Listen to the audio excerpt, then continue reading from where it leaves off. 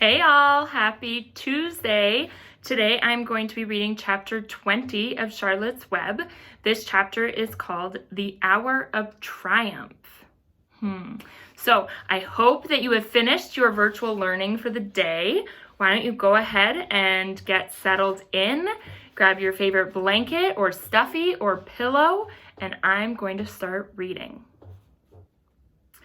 Special announcement, said the loudspeaker in a very loud voice. The management of the fair takes great pleasure in presenting Mr. Homer L. Zuckerman and his famous pig. The truck bearing this extraordinary animal is now approaching the infield. Kindly stand back and give the truck room to proceed. In a few moments, the pig will be unloaded in the special judging ring in front of the grandstand, where a special award will be made. Will the crowd please make way and let the truck pass? Thank you. Wilbur trembled when he heard this speech. He felt happy, but dizzy. The truck crept along slowly in low speed. Crowds of people surrounded it, and Mr. Arable had to drive very carefully in order not to run over anybody. At last, he managed to reach the judge's stand. Avery jumped out and lowered the tailgate. I'm scared to death, whispered Mrs. Zuckerman. Hundreds of people are looking at us. Cheer up, replied Mrs. Arable. This is fun. Unload your pig, please, said the loudspeaker. All together now, boys, said Mr. Zuckerman. Several men stepped forward from the crowd to help lift the crate. Avery was the busiest helper of all. Tuck your shirt in, Avery, cried Mrs. Zuckerman, and tighten your belt. Your pants are coming loose. Can't you see I'm busy, replied Avery in disgust. Look, cried Fern, pointing. There's Henry. Don't shout, Fern, said her mother, and don't point. Can I please have some money? Asked Fern.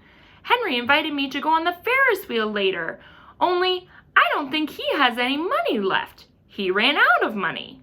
Mrs. Arable opened her handbag. Here, she said, here's 40 cents. Now, don't get lost, and be back at our regular meeting place by the Pigpen very soon. Fern raced off, ducking and dodging through the crowd in search of Henry. The Zuckerman pig is now being taken from his crate, boomed the voice from the loudspeaker. Stand by for an announcement.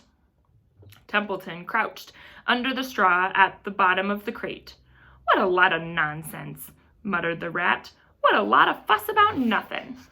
Over in the pig pen, silent and alone, Charlotte rested. Her two front legs embraced the egg sack. Charlotte could hear everything that was said on the loudspeaker, and the words gave her courage. This was her hour of triumph. As Wilbur came out of the crate, the crowd clapped and cheered. Mr. Zuckerman took off his cap and bowed. Lurvy pulled his big handkerchief from his pocket and wiped the sweat from the back of his neck. Avery knelt in the dirt by Wilbur's side, busily stroking him and showing off. Mrs. Zuckerman and Mrs. Arable stood on the running board of the truck. Ladies and gentlemen, said the loudspeaker, we now present Mr. Homer L. Zuckerman's distinguished pig. The fame of this unique animal has spread to the far corners of the earth, attracting many valuable tourists to our great state. Many of you will recall that never-to-be-forgotten day last summer when the writing appeared mysteriously on the spider's web in Mr. Zuckerman's barn, calling the attention of all and sundry to the fact that this pig was completely out of the ordinary. This miracle has never been fully explained, although learned men have visited the Zuckerman's pigpen to study and observe the phenomenon. In the last analysis, we simply know that we are dealing with supernatural forces here, and we should all feel proud and grateful.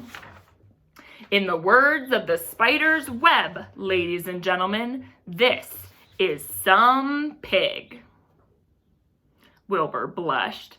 He stood perfectly still and tried to look his best. This magnificent animal, continued the loudspeaker, is truly terrific. Look at him, ladies and gentlemen. Notice the smoothness and whiteness of the coat. Observe the spotless skin, the healthy pink glow of ears and snout. It's the buttermilk, whispered Mrs. Arable to Mrs. Zuckerman. Note the general radiance of this animal. Then remember the day when the word radiant appeared clearly on the web. Whence came this mysterious writing? Not from the spider, we can rest assured of that. Spiders are very clever at weaving their webs, but needless to say, spiders cannot write. Oh, they can't they? Muttered Charlotte to herself. Ladies and gentlemen, continued the loudspeaker, I might not take any more of your valuable time. On behalf of the governors of the fair, I have the honor of awarding a special prize of $25 to Mr. Zuckerman, together with a handsome bronze medal suitably engraved in token of our appreciation of the part played by this pig, this radiant, this terrific, this humble pig in attracting so many visitors to our great county fair. Wilbur had been feeling dizzier and dizzier through this long complimentary speech. When he heard the crowd begin to cheer and clap again, he suddenly fainted. His legs collapsed, his mind went blank, and he fell to the ground unconscious. What's wrong? Asked the loudspeaker. What's going on, Zuckerman? What's the trouble with your pig? Avery was kneeling by Wilbur's head, stroking him. Mr. Zuckerman was dancing about, fanning him with his cap. He's all right, cried Mr. Zuckerman. He gets these spells. He's modest and can't stand praise. Well, we can't give a prize to a dead pig, said the loudspeaker. It's never been done before. He isn't dead, hollered Zuckerman. He fainted. He gets embarrassed easily. Run for some water, Lurvy. Lurvy sprang from the judge's ring and disappeared. Templeton poked his head from the straw. He noticed that the end of Wilbur's tail was within reach.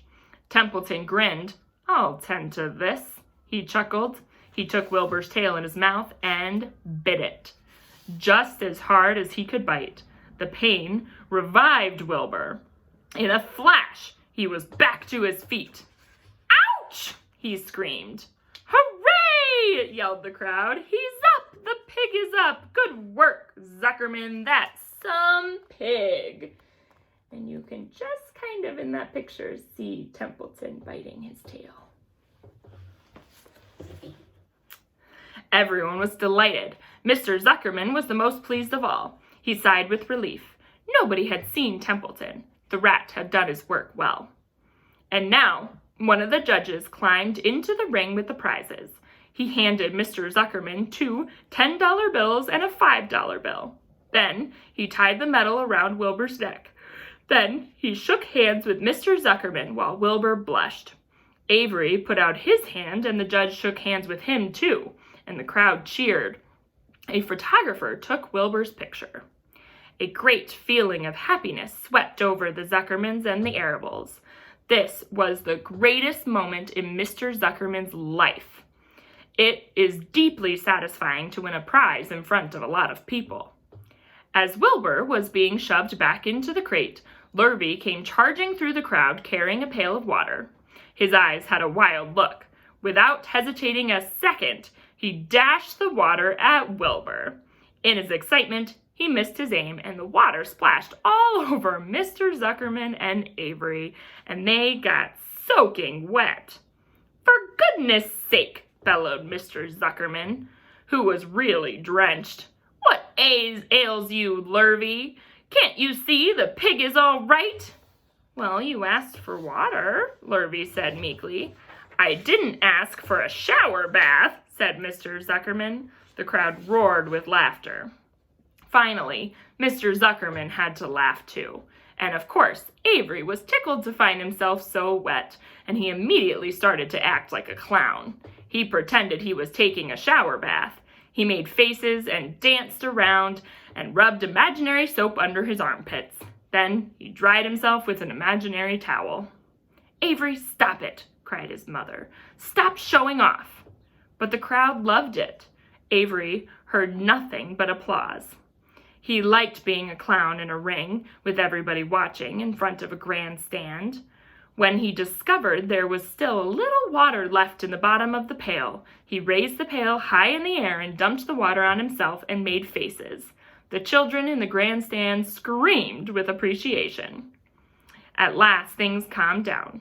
Wilbur was loaded into the truck. Avery was led from the ring by his mother and placed on the seat of the truck to dry off.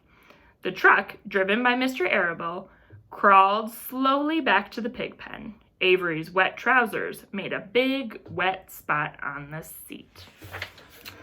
Here's a picture of them all at the fair there. And that's the end of chapter 20. Tomorrow I'm going to be reading chapter 21, and it's called The Last Day. So I wonder what's going to happen. I wonder how Wilbur's going to spend his last day at the fair, and what's going to happen with Charlotte because she made her egg sack at the fair. Do you think she's going to leave her egg sack there at the fairgrounds? Or do you think she's going to take the egg sack back to the farm? Let's predict what's going to happen tomorrow. I hope you have a great rest of your Tuesday.